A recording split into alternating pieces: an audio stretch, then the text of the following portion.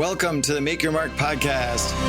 Hey everyone, I'm Mark Moyer, author of Win Again, speaker, career coach, and business advisor. And I help athletes, executives, and entrepreneurs reach their fullest potential. What you're going to be hearing in every single episode are conversations with athletes and other sports-related influencers. And we'll be offering you the insight that you need to succeed in life, including advice that will let you jump past your competition, whether it be for a great new job or taking your business to a much, much higher level. Make sure to connect with me on social media at Mark Moyer Coach and go to my website, markmoyer.com, to get access to the tips and strategies that my coaching clients get directly. If you're looking for ways to make your mark, send me an email to mark@markmoyer.com and I'll get you going right away. Thanks for joining me today. It's going to be an awesome episode. Now, are you ready to make your mark?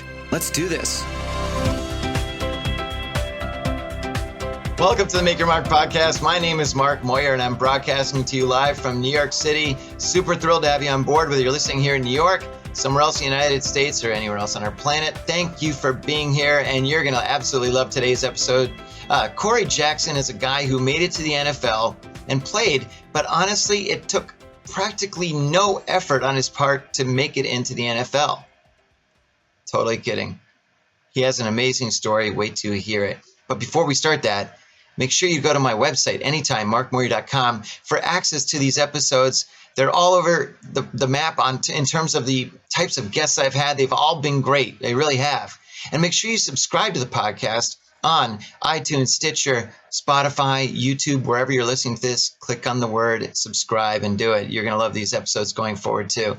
And check out the website anytime for content about how to take your business and your career to the next level. It's what I do. Also, a lot of speaking engagements. Love those. I love to teach. It's really something that's close to my heart.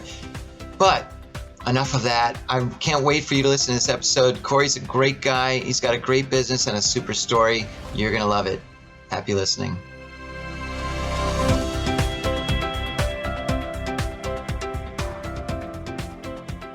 Welcome to the Make Your Mark podcast. My name is Mark Moyer, and I'm super duper thrilled to have Corey Jackson on today. Corey and I have known each other for probably a couple of years now. Just a great guy. I'm so happy to finally have him on board. Corey, say hello. What's going on, guys? Hey, thanks for having me, Mark. My pleasure. And Corey hails from, I think you're down in Columbia, South Carolina. Is that correct? I am indeed. But apparently, remember we talked about this before, not Columbia, the country. That's not the place you really necessarily want to be now, being neighbors with Venezuela and all they're going through. So exactly. Glad to hear you're in South Carolina. Yeah, which is really interesting because today, like South Carolina is usually one of those states that doesn't get extremely cold, and you don't get. Sometimes you get kind of frigid weather, but not consistently. Well, today we're actually getting snow flurry, so it's a big deal, right? Like, so everyone's like, "Oh, it's snowing," right? Like, but literally it doesn't even stick to the ground. So, but get pictures anyway. Get pictures. Well, what's funny is that up in New York City here, we're usually kind of, not depressed is the wrong word, but we're bummed out about the whole snow thing because all around us, they all get snow everywhere. Connecticut, Jersey, upstate New York, they all get, even Long Island, get tons of snow. But here in Manhattan, man, we get this stuff and it either turns to brown pretty quickly because of all the sand and slush and everything, or it melts or whatever. But everybody else, the last couple of days, got a big snowstorm and we got nothing. And I figure if it's going to be cold, then let's have some snow, right? But anyway, all right, enough of my griping. So Corey, what I want to talk about today is really walk through a little bit of your background in your life, and we'll touch on each of these things just for a minute or so. But really, what I want people to see and hear is how you channeled a lot of what you developed as a youngster and as a collegian and as an athlete into what you're doing today, and how you've become a very successful business person, right? And I'm a firm believer in the idea that sort of everything cobbles together. It's almost like bricks to a building that really make the foundation and make the person, right? And I think you've done a great job with that, but I don't want to give away all the secrets right off the bat. So first of all, tell me what it was like growing up in South Carolina. And what I think most people don't know about you necessarily is the fact that I think you were more of a hoops guy for most of your upbringing, right? And then there was that pivot. But tell me a little bit about, what what it was like growing up in South Carolina, and then as you transitioned into high school. Yeah. So I grew up in this very rural area, man. A couple hundred people, very small. Family didn't have a lot of money, so we were living in this single wide mobile home, like 8 people any given day. And early on, I saw my dad work really, really, really hard, right? But he was working for like this cotton mill, this like, long hours, very little pay. And so as a little kid, I saw that. And then one of the biggest things that happened to me was my dad quit one day. Right? Okay. And so he quit because he was up for this promotion, didn't get it, but he was actually already doing the job. And then they came in and brought in another guy, which was a white guy, and asked my dad to train him, and they gave him the job. So my dad walked out, right? Like, I'm not doing it. And so the biggest thing that happened is, one, like he left work with no job, 5 kids, a wife, all this stuff.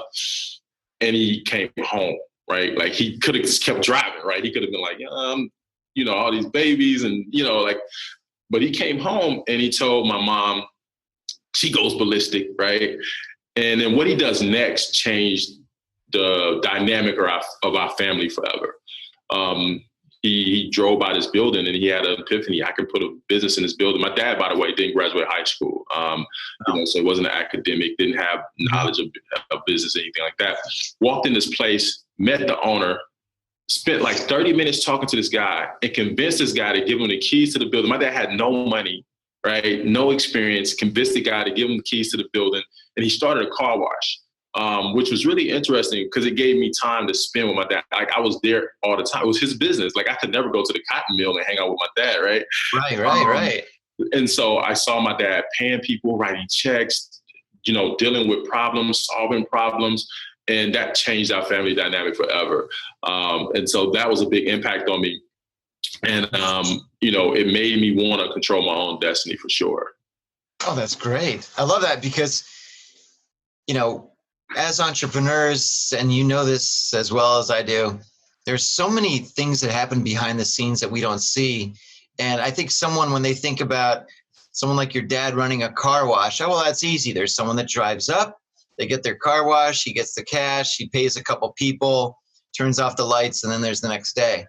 And they don't realize everything that goes on behind the scenes, whether it's the advertising, the marketing, the insurance, everything else, right?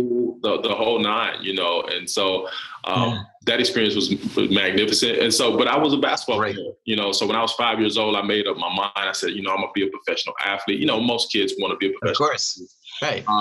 But I literally went insane, man. Like my mom thought I was crazy because I would always play with the big kids.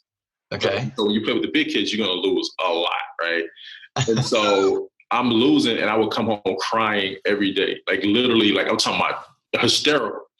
And I just couldn't deal with losing. Like losing was just it was just the hardest thing to deal with. And my mom pulled me to the side one day and said, "Listen, you don't need to play sports. It's like if you can't learn how to lose the right way, like you." And I'm thinking to myself, I'm a little kid, like who wants to learn how to lose? Like. Matter of fact, I already know how to lose. Like that's not something. Yeah, I've learned that. Yeah, I'm trying to figure out how to win. So I couldn't understand that. And so when I got to high school, super competitive, man. I went to a small high school, Wayne High School, super competitive. I mean, like to the point where even after games, if we would lose, I could have 40 points. We lose, I'm crying, right? I'm upset. And I used to like be so hard on my teammates. And then one day, one of my coaches pulled me to the side and said, "Hey, listen, these kids just happy to be on the team, they don't have the same aspirations and ambitions that you have. They just happy for their parents to see them sitting with their uniform on and, and that was the moment I realized I was really different. Like I was just locked in on what I wanted. But academically, I was just a mess, right? Like I had these challenges with reading, which was super embarrassing, Mark, because you don't want people to know I'm in high school and I could barely read. And so I used to have like this remedial classes. And I remember, I'm in the hall, cool guys in the hallway hanging out with their friends, and the bell rings, everybody's going to their class. And I'm kind of like lingering around, like, cause I don't want them to see, cause this is one hall. Everybody knows if you go down that one hall, It's only one thing down that hall, right? Like right. it's one of them slow classes, right? and so it was like embarrassing. But fortunately, like I said, I was a really great athlete. And so I got all of my confidence from there, even though I was insecure with, my academic situation. And my senior year was really like, I killed it, had monster year basketball, took our team to the playoffs. It was just amazing. And sat down with my guidance counselor, and he just kind of was like, hey man, like, what are you going to do now? Like, college is not a realistic, thing for you, and you need to figure out the next steps. And that broke my heart, because I always envisioned myself, playing at the D1 level and furthering my aspirations to be a pro. And now this. Well, let me ask you a question though. Like when you were going through high school, and you were obviously successful on the court, but then you also, you realized that you had some of these learning difficulties and challenges.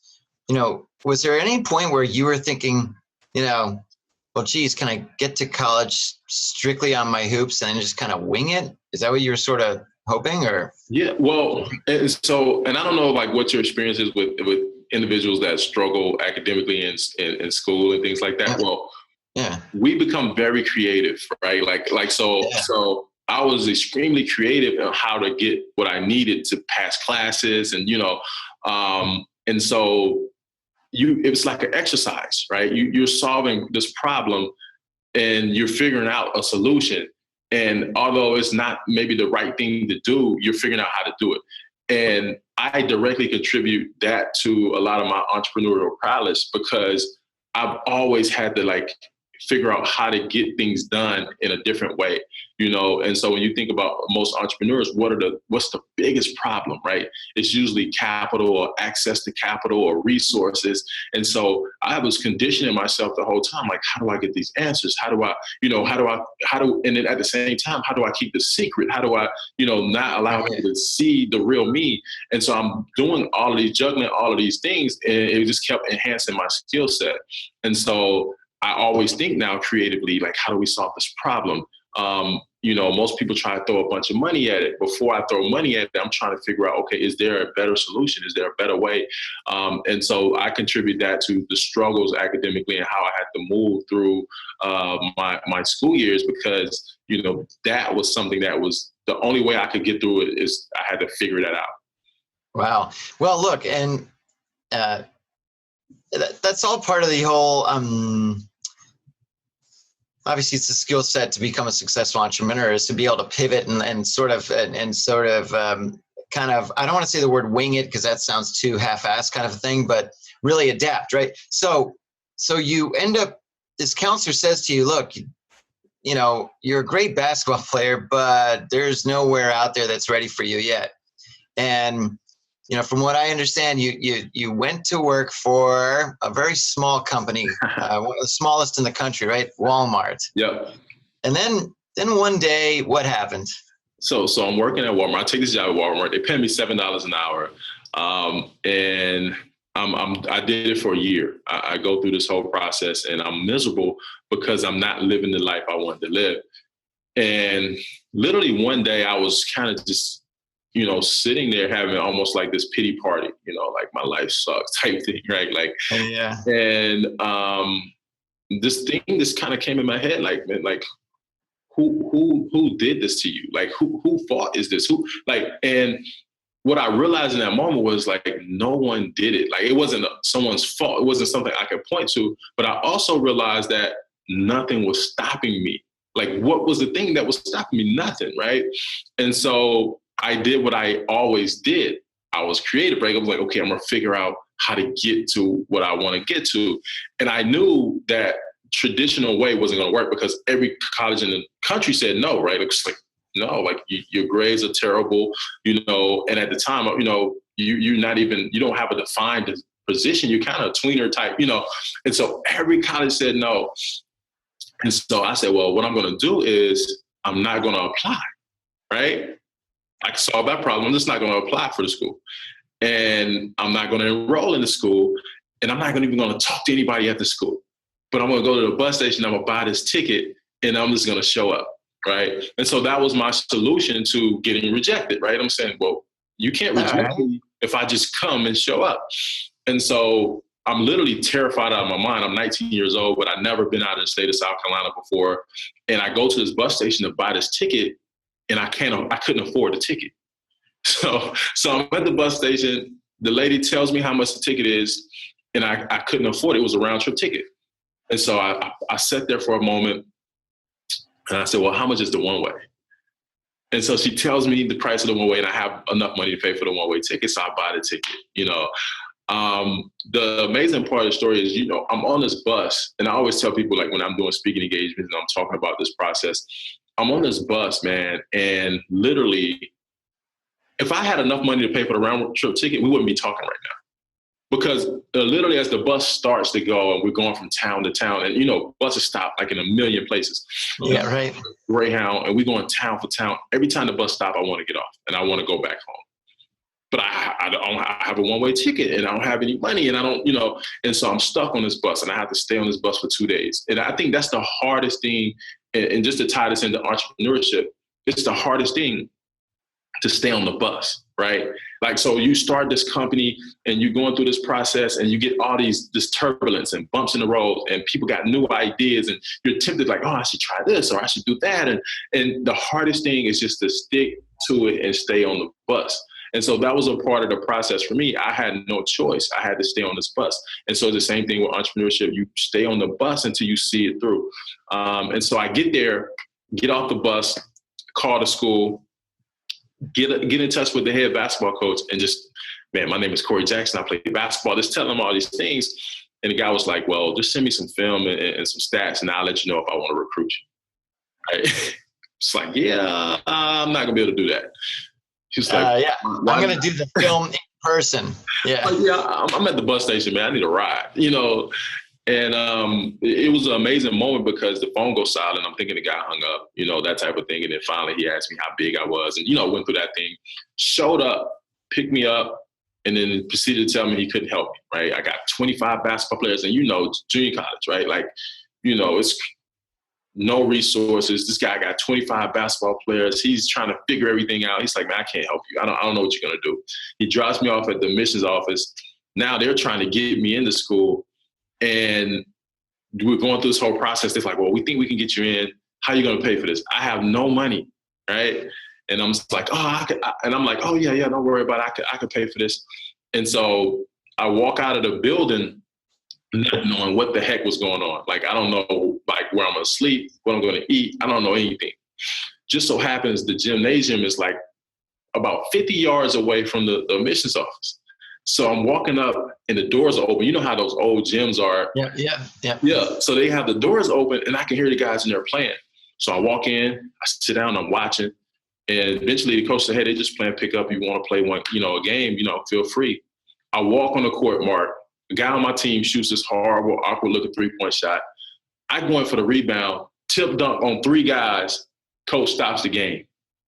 He says, listen, man, I don't know why you came here, but I'm glad you're here. You don't have to worry about anything. We want you on the team. And, like, literally my life changed. Literally, wow. Like, that was it, That was the moment. That was the moment. You know what? And look, to me, there's lots of lessons with that, Corey, but one of the biggies is that, I talk about this all the time. You just got to go for it. You just got to ask people, for things. You've got to be proactive. You can't sit back and wait for stuff to happen to you. Like you said, you may still be in Walmart, right? Yeah. Who knows, right? You might be a manager there now, whatever it is, but you might still be there if you hadn't just gone for it. And I love that story. It's a great one, Corey, because, what's really interesting is that, we're given the opportunity sometimes when we go for it to go through doors that we hadn't thought about, but then those doors often lead to completely different paths that we never anticipated. And we'll talk about that in a sec. But so you get a chance to play, and you start playing, and then how do you end up going from, walk me through, how do you go from there to scholarship and eventually Nevada and so on? Yeah, so I get on the team, and I'm thinking everything is going to be great, right? No, like I'm literally on the bench and I'm playing behind this guy that I'm better than, but he's our number one recruit. They recruited him to come there, right? And literally I'm sitting on the bench and I'm miserable. And so we had no resources, meaning we didn't have a strength coach. We didn't have, so we were just practicing and just doing whatever we wanted to do. Okay. And so I literally created for myself this kind of training program, and I just started working out and training. I was just doing it on my own. And my body started changing, and I just started, really getting more physical and more better. And eventually, literally, the whole team was coming with me, and I'm training the whole team.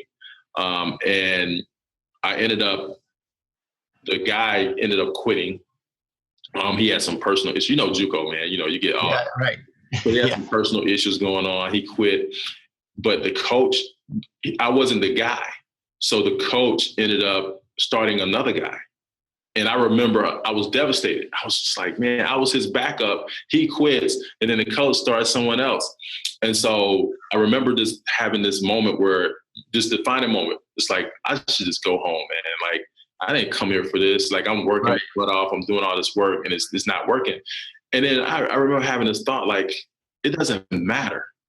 It doesn't matter if you play 40 minutes or if you play 1 minute. If you touch that court, people need to know that you was there. And I remember having that thought. And so I walked into the next game, and I remember I said, if I get on the court, I'm not coming out. And I literally got on the court and I go nuts. I'm talking about I'm grabbing all the rebounds, I'm dunking on people, I'm taking charges. I mean, I'm just killing it. And literally after that game, the coach says, you know what? Like, you should have been the guy all along.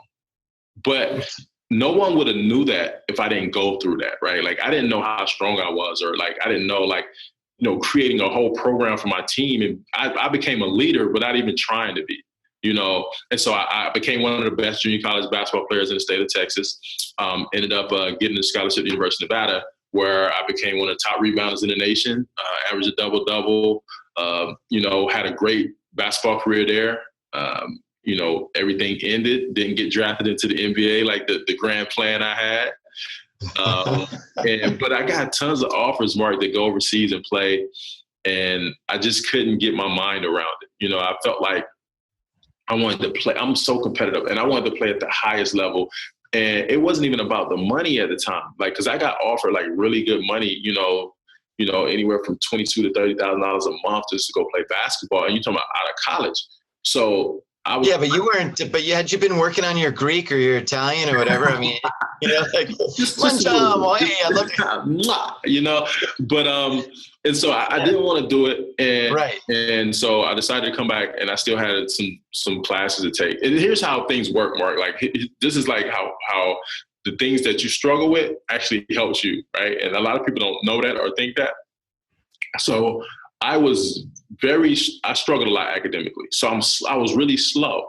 And so it took me longer to do things. And so I still had these classes left over that I had to do because I took summer school and everything, and I still was behind, right?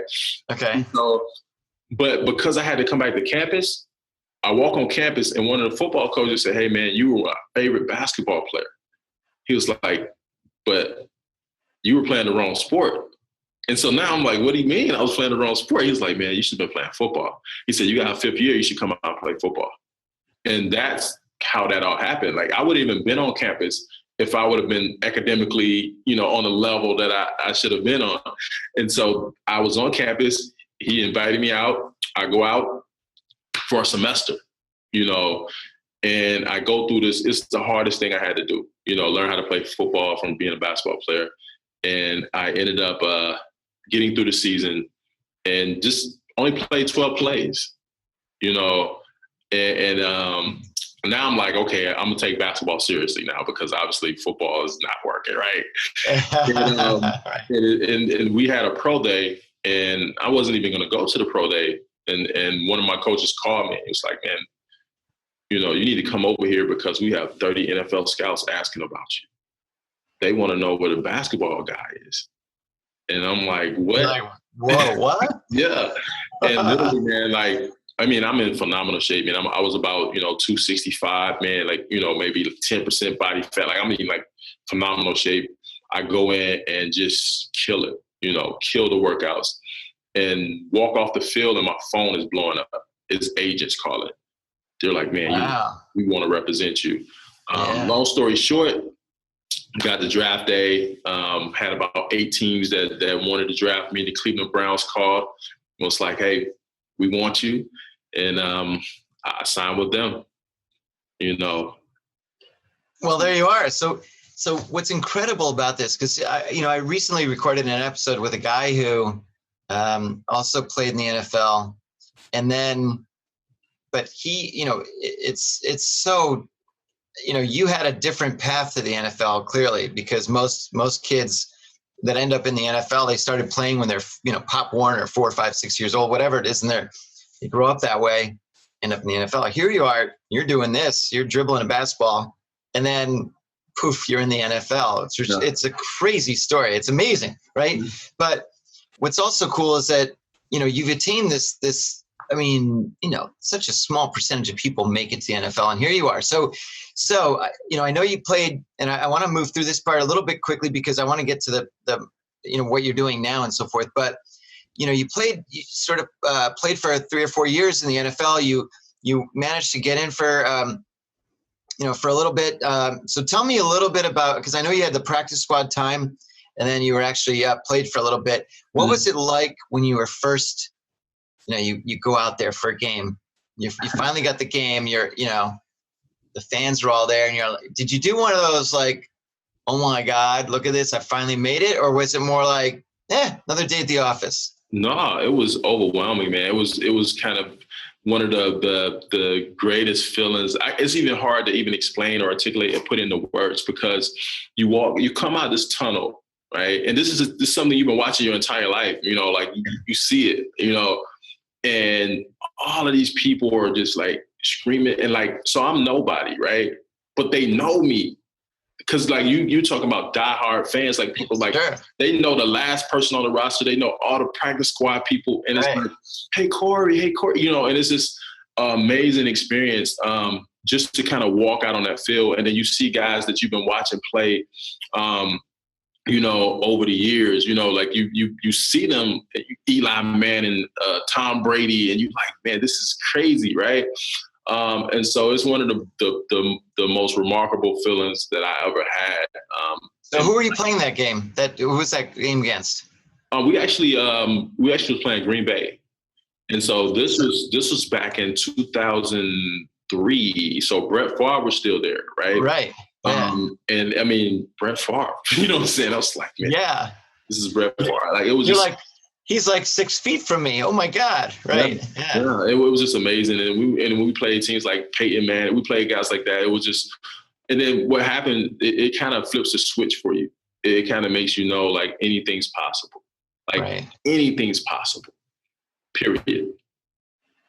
Well, that's so exciting because, and I'm wondering, like, the very first play that you were out there with all this happening, were you like, did you even remember it? Was it like? I remember it like it was yesterday. So literally we're playing this game. We're playing against Green Bay. My D-line coach. So I'm the only guy on the team that doesn't really have experience for us. Like I played 12 plays in college, right? And so my D-line coach said, hey, stick with me. We're going to try to get you in the game, late third, early fourth quarter. We're going to, just depending how the game goes, right? And so it's first quarter, and I'm just kind of watching the game, eating sunflower seeds, just kind of, watching the game. And he grabs me by the shoulder pads and says, get in the game. And it's like the first quarter. And so I literally don't know where my helmet is. Like, I don't know where my helmet is. So I'm like running around on the sideline I pick up the wrong helmet, throw it back down. I'm trying to find my helmet, grab my helmet. I'm running on the field. And now everybody's like literally getting set. And so I run on the field at the last second. I was like, what's the play? What's the play? What's the play? And they tell me to play. And it was a play where I'm slanting down inside. So I'm playing defensive end. I'm slanting down inside. They snapped the ball. It was so fast, Mark. Like, I took off like a rocket, right? And I'm literally, Brett Favre is handing the ball off to the running back. I'm in the backfield before he hands the ball off, right? But in my mind, I'm like, man, I think I was offsides. Like, it's like I'm kind of like hesitating because I'm like, what happened? And that split second, the running back grabs the ball, do the shake, and it's like 30 yards down the field.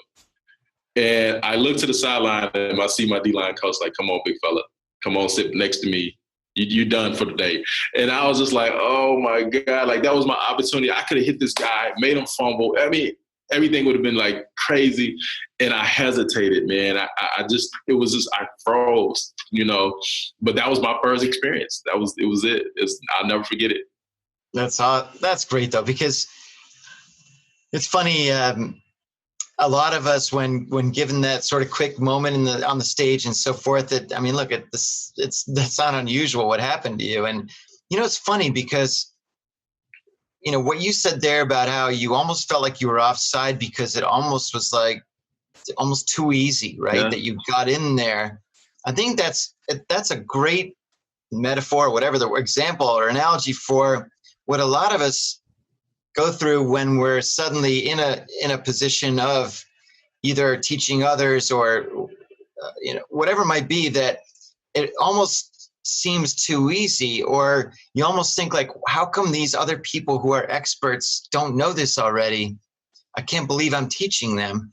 Yeah. And it's funny because I go through this myself where I almost feel it's the same thing, where I'm in the backfield way too easy. Like, how is it possible that I'm giving advice to these companies that are, they've got all these geniuses that are at the top of their whatever, and here I am advising them on stuff that I'm thinking, well, that ain't that complicated. What the hell, But they're like, Mark, that's incredible. That's great. What a great idea. What a great advice.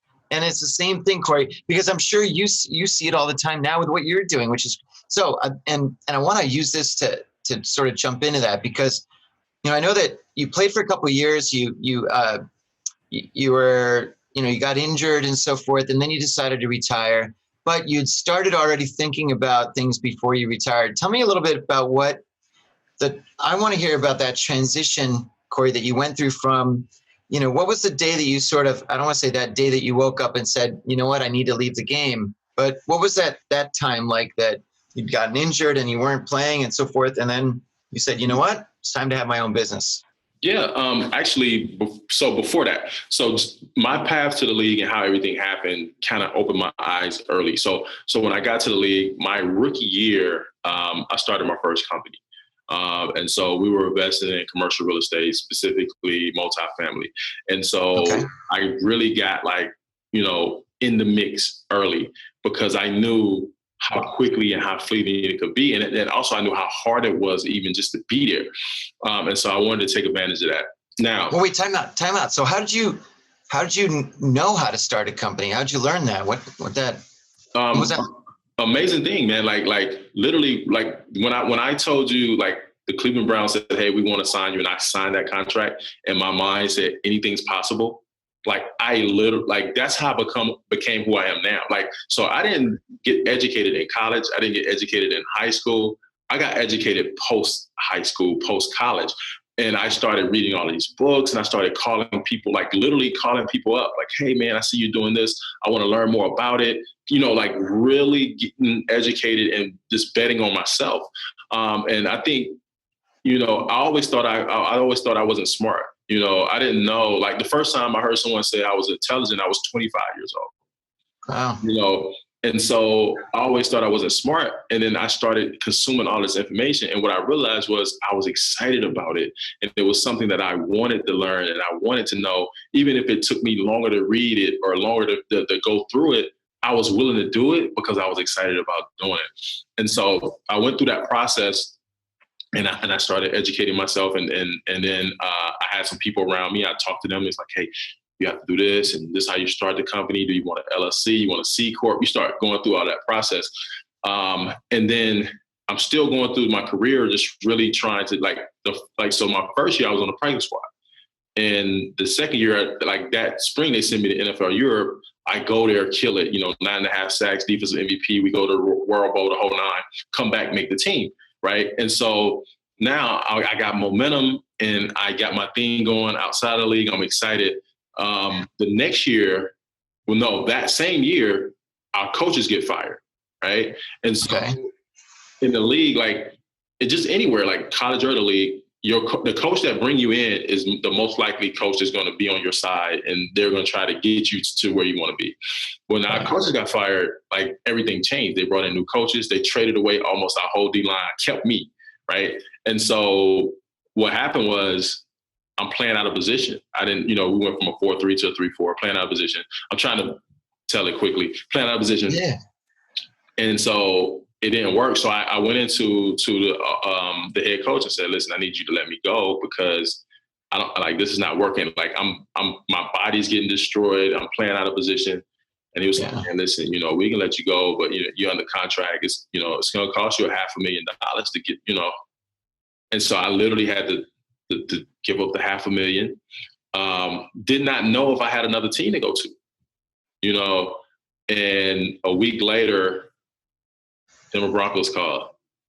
And so I signed with them. But I'm getting to the point where I got injured. And so I got injured and I'm thinking, okay, I'll just come back, right? Like, get healthy, come back. Got injured a couple more times after that. And it was over before I knew it was over, right? And so what I mean by that was we're not getting any calls back. And then finally, I'm like, I'm not going to play again. And so it wasn't like I woke up one day and said, I'm done with football. Football was already done with me at that point, right? But I have this thing that I'm already working on, right? And so I started, obviously speaking and sharing my story and just going different places. And so that part of the transition was exciting, but the security part was terrifying, right? Like I don't have any security. I don't have a safety net. I'm just out here like creating and doing things on my own. And so that part was super terrifying. But at the same time, it was exciting because I was really out here like, you eat what you kill, and that's just the way it was. And I was able to just keep going until I got to a point where guys started calling me. And, players started calling me and saying, hey, asking for advice and, can you tell me about this and how do we do that? And just asking me all these different things about starting companies and, like how do you become successful outside the league? And that kind of sparked the idea to start Quirks and say, well, let's help guys get more what they need. I think the biggest thing that people don't understand about athletes is not that they blow all their money. Like I think that's like, yeah, you blow money. Everybody blows money. But I mean, like this, it's not like you just going out and say, I'm just blowing all of my money. What happens is, say you make $500,000, right? You make $500,000 and you like, I'm going to live on 150,000, right? And then, obviously they're going to tax the $500,000 first, right? Sure. And then I'm going to live, my lifestyle is going to live on $150,000. I'm going to save some, I'm going to invest some, right? That's very conservative, right? Well, if you get released from the team in that same scenario, right, and you don't have cash flow anymore, right? Like, and so now my lifestyle is $150,000 a year, right? Your income is $0 a year. My income zero, right? Yeah. And so how do I fill the hole, right? And so maybe now I'm starting to pull from my savings, pull stuff out of my retirement funds, like trying to fund my lifestyle while I figure out the next thing. Because I may go get a job and they're like, oh, Corey, we'll pay you $60,000. Right. And that's before taxes.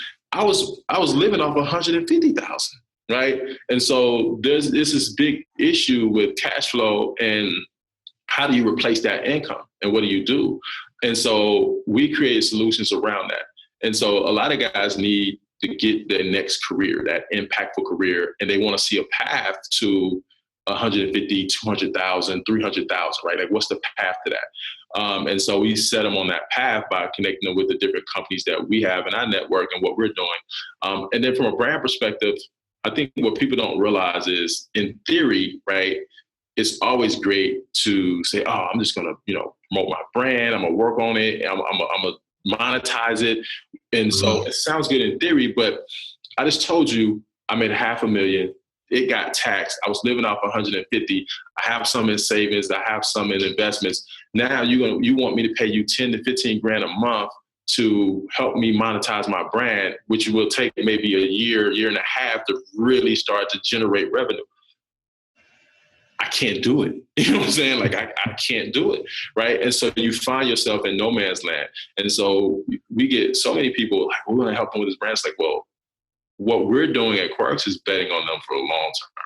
And we're saying, I believe if Mark was an NFL player or an NBA player, I believe Mark over the course of the next 20, 30, 40 years is going to kill it. And I'm going to help him do it, right? And so when we talk about brand, the brand part of it, it's about like, how do we help them create that without having to drain their pockets, but also how do we make sure we monetize what we're doing? And we're saying— Wait, time out. I want to take a half a step back because I like what you're talking about, but, you know, and you talked a little bit about why you started the company, but how long, so let's talk a little bit about, you know, what was like day one Quirks? Was it something where you sort of started doing it kind of with some of your friends and the players that knew you?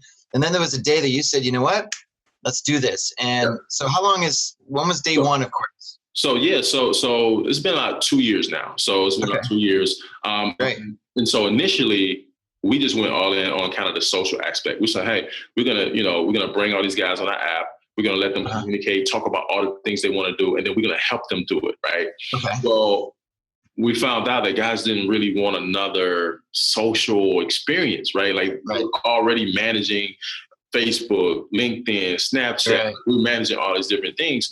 We just want real opportunities that meet the criteria that we're looking for. And so we got off that path and said, okay, let's become an opportunity-focused platform where when Mark says, I'm looking for X, Y, Z, I go find that, right? And we find that, and the X, Y, Z is not even an experiment. We know X, Y, Z want Mark too, you know?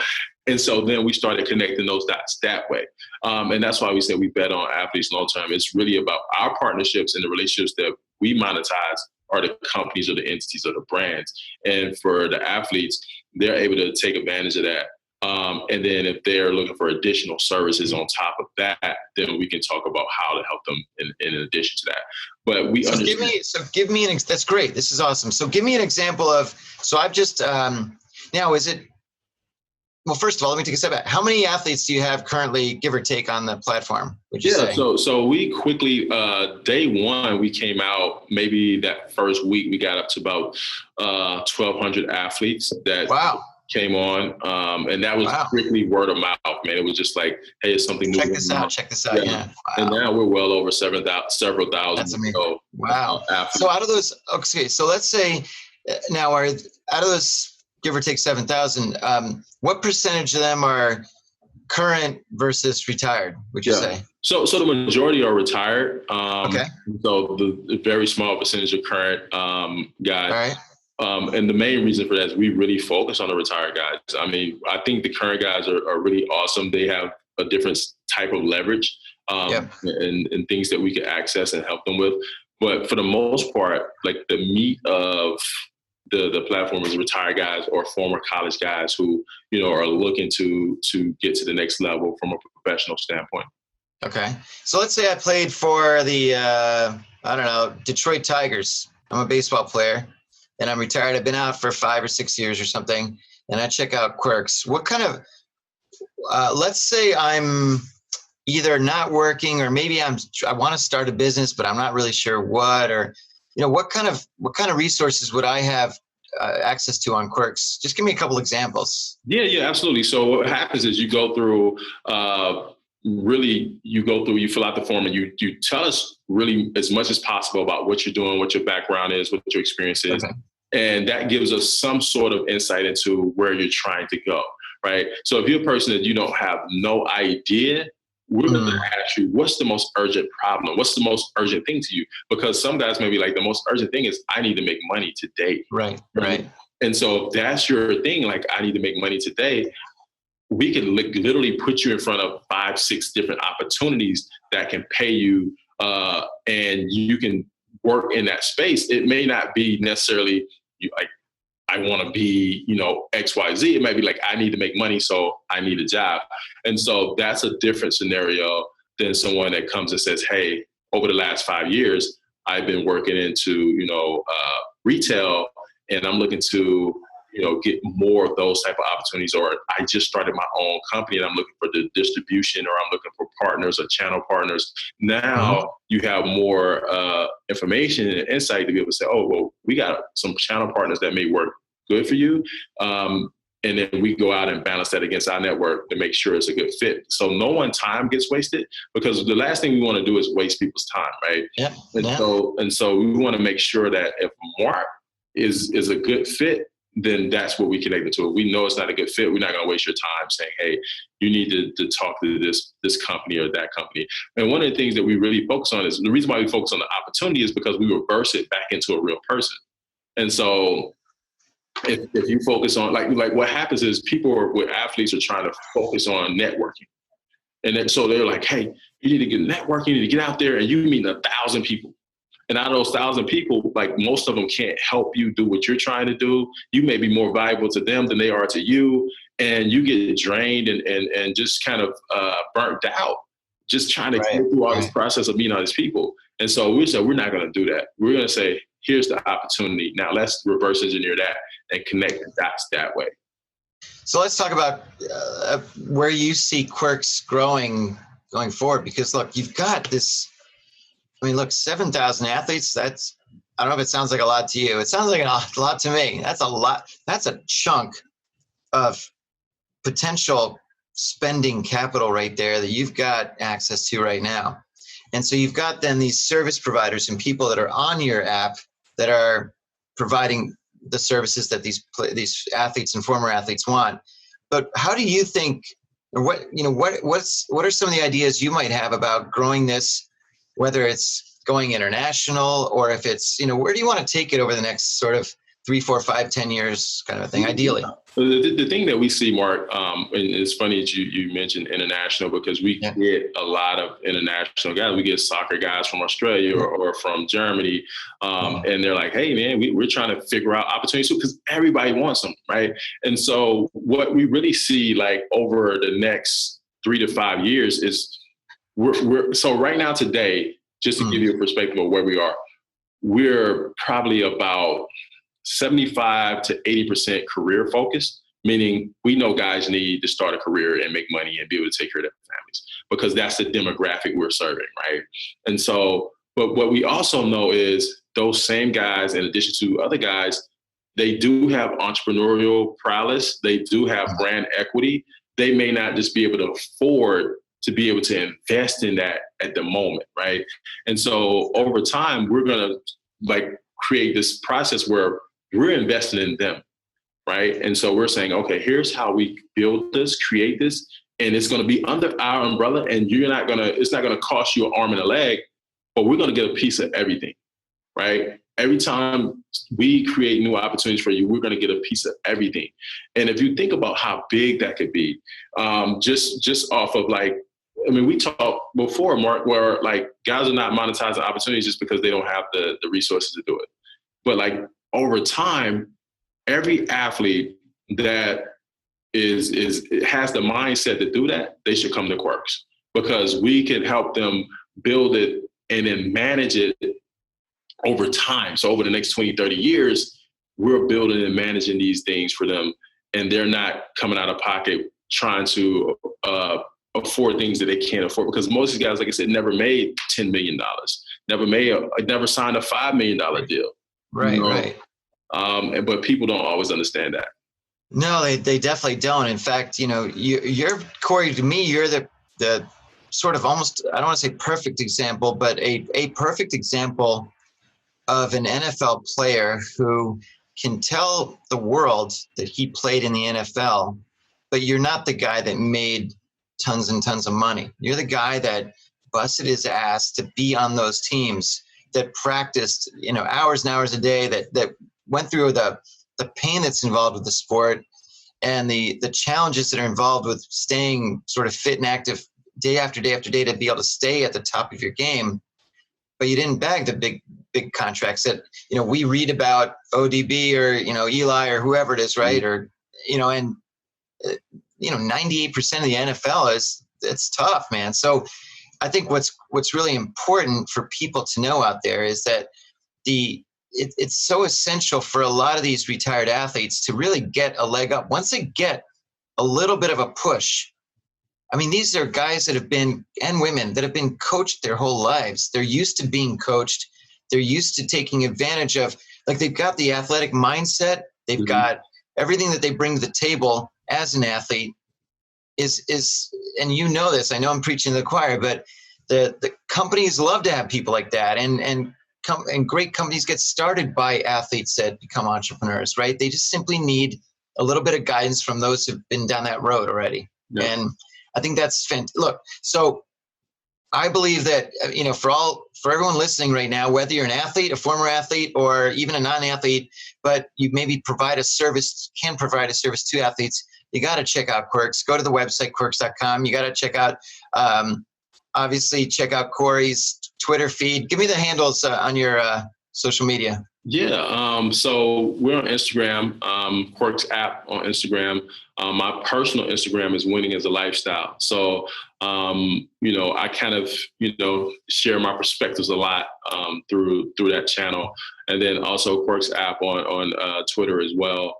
And I do a lot on LinkedIn. So if you guys can follow me on LinkedIn, it would be really cool to kind of see some of the things that I kind of share and put into the atmosphere and things like that. But those are the main channels that we use. I love your videos, by the way.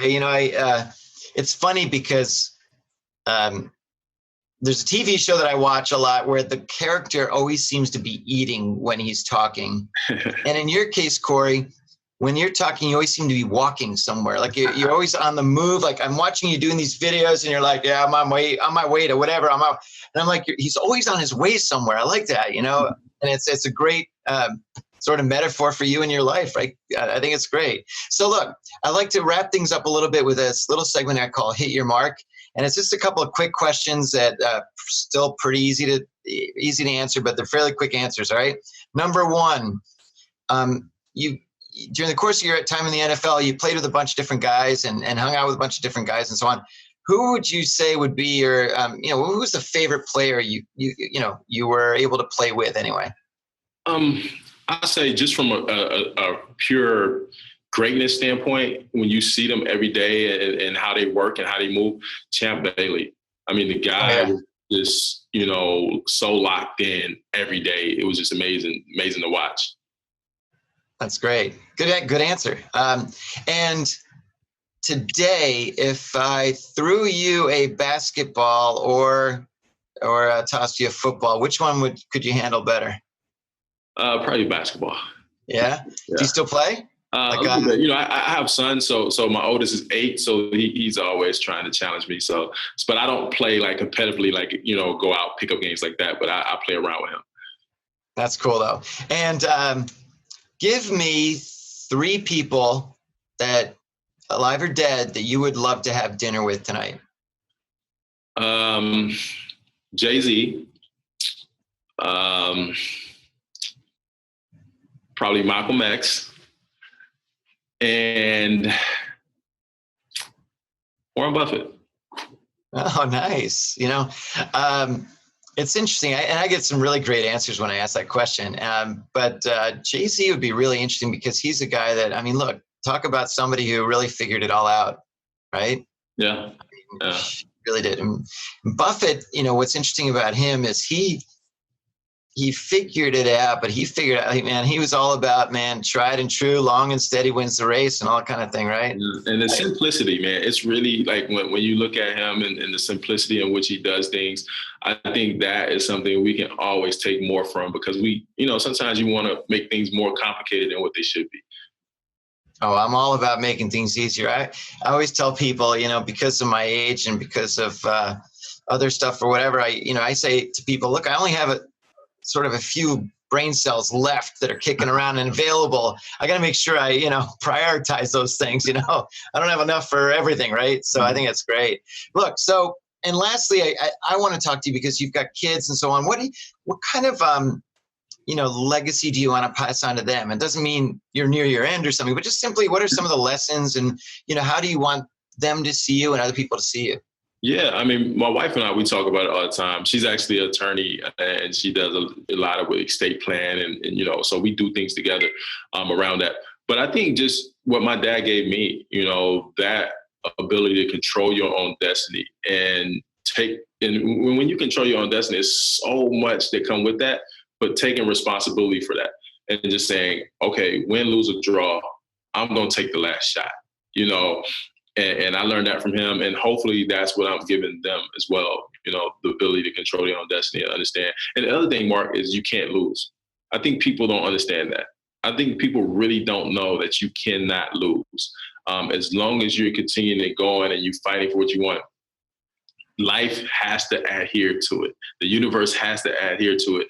It may come in a different way. Like for me, I didn't go to the NBA. I went to the NFL. I wasn't expecting that, but I was fighting every day for what I wanted.